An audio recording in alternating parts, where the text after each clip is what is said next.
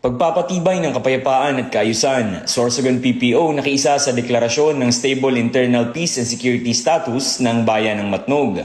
Nakiisa si Police Colonel Alex C. Daniel, Provincial Director ng Sorsogon Police Provincial Office, sa isinagawang Declaration of the Stable Internal Peace and Security Status o SIPS ng Bayan ng Matnog.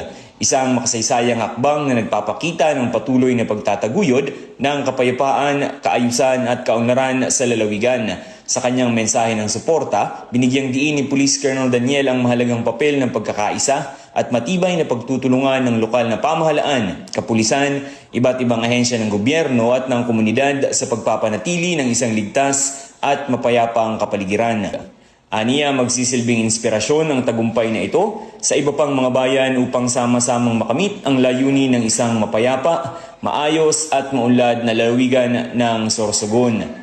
Patuloy na nakikiisa ang Sorsogon PPO sa Philippine Army sa pagsusulong ng mga programang nagtataguyod ng kapayapaan at seguridad, alinsunod sa layunin ng PNP na makapaghatid ng serbisyong may integridad at malasakit sa bawat mamamayan.